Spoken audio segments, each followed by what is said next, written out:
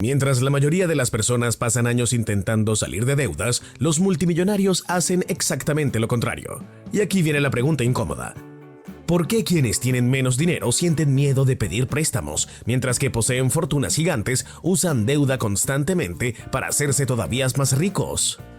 Esa diferencia cambia por completo las reglas del juego financiero. No se trata solo de cuánto dinero tienes, sino de cómo entiendes el sistema. Y cuando empiezas a observar cómo actúan figuras como Elon Musk, Mark Zuckerberg o Mukesh Ambani, descubres algo que casi nadie explica de manera sencilla. Las personas más ricas del planeta no usan el dinero igual que el resto. Muchos creen que los multimillonarios compran mansiones, empresas o propiedades pagando todo en efectivo. Suena lógico, ¿verdad? Si alguien tiene miles de millones en el banco, ¿para qué pedir préstamos? Sin embargo, ocurre lo contrario. En vez de gastar su propio capital, utilizan deuda para mantener su riqueza trabajando constantemente. Y aquí aparece una de las estrategias más impactantes del mundo financiero moderno: usar activos como garantía mientras el dinero sigue creciendo en otros lugares. Por ejemplo, Elon Musk ha utilizado préstamos respaldados por sus acciones para financiar parte de su estilo de vida y varias operaciones empresariales. La razón: si vendiera acciones de Tesla, tendría que pagar enormes impuestos sobre ganancias. En cambio, al pedir dinero prestado usando esas acciones como respaldo, obtiene efectivo sin vender sus participaciones.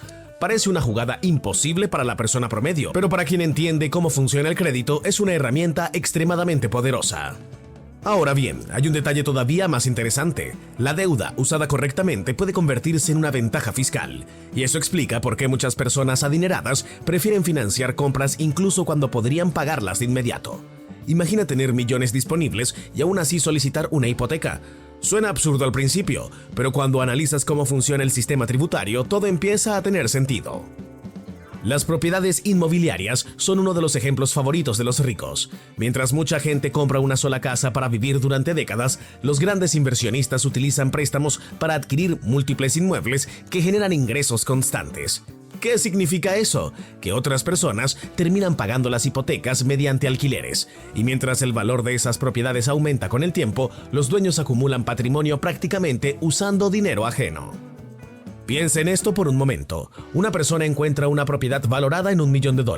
En lugar de pagarla completa, consigue financiamiento bancario para cubrir la mayor parte del costo y utiliza inversionistas o capital mínimo para el resto. Luego alquila el inmueble y las rentas cubren los pagos mensuales, mantenimiento y otros gastos. El resultado: controla un activo millonario sin desembolsar toda la cantidad. ¿Empiezas a entender por qué los ricos aman el sector inmobiliario?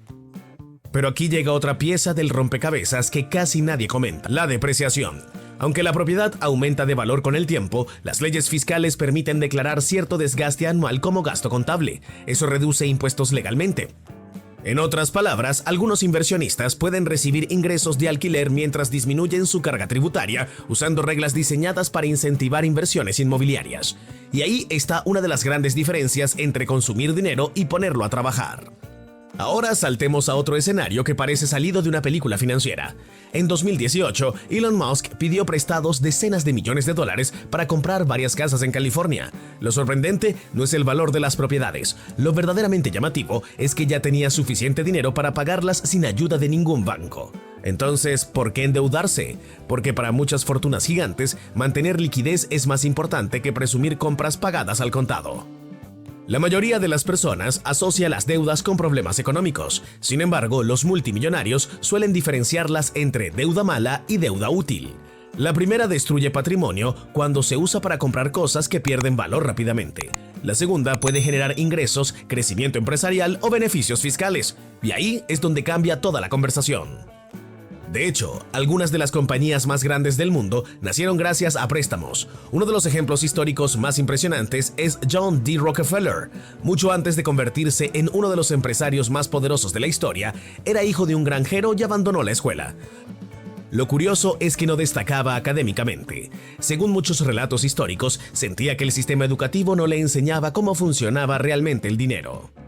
Cuando empezó a trabajar como asistente contable, descubrió algo decisivo: entender números y negocios podía abrir oportunidades enormes.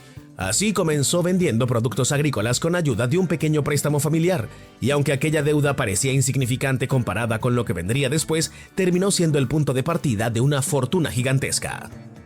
Mientras la industria petrolera empezaba a crecer en Estados Unidos, Rockefeller identificó un problema que otros ignoraban. Transportar y procesar petróleo era costoso, entonces encontró maneras más eficientes de reducir gastos.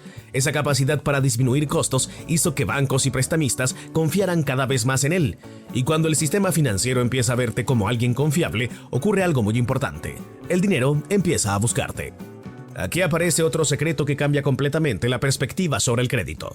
Los ricos suelen conseguir mejores tasas de interés simplemente porque representan menos riesgos para los bancos. Y eso se ve claramente en casos modernos. Cuando Mark Zuckerberg compró una vivienda utilizando una hipoteca con tasas extremadamente bajas, muchos se preguntaron cómo consiguió condiciones tan favorables. La respuesta era simple: los bancos sabían perfectamente que tenía recursos suficientes para pagar. Pero el movimiento realmente inteligente no fue conseguir una tasa baja. Lo más estratégico fue conservar gran parte de su capital libre para seguir invirtiendo. En vez de inmovilizar enormes cantidades de dinero en una sola compra, mantuvo efectivo disponible para oportunidades con potencial de crecimiento mucho mayor. Y esa mentalidad es radicalmente distinta a la de la mayoría. Porque mientras muchas personas ven una casa únicamente como un gasto, algunos empresarios la consideran una decisión financiera calculada. ¿Tiene sentido usar todo tu dinero en un activo que no generará ganancias inmediatas? ¿O resulta más eficiente financiar parte de la compra y mantener el capital trabajando en inversiones, empresas o mercados que puedan crecer más rápido? Y aquí entra otro factor que cambia las reglas silenciosamente: la inflación. Con el paso de los años, el valor real del dinero disminuye. Eso significa que una deuda fija puede sentirse más ligera en el futuro mientras los ingresos aumentan. Por eso, algunos multimillonarios prefieren pagos largos, no porque no puedan liquidar rápido, sino porque entienden cómo el tiempo afecta el valor del dinero. Ahora bien, cuando hablamos de adquisiciones empresariales gigantescas, la situación se vuelve todavía más intensa. La compra de Twitter por parte de Elon Musk dejó a millones sorprendidos. Pero detrás del espectáculo mediático existía una estructura financiera utilizada frecuentemente en grandes operaciones: las adquisiciones apalancadas.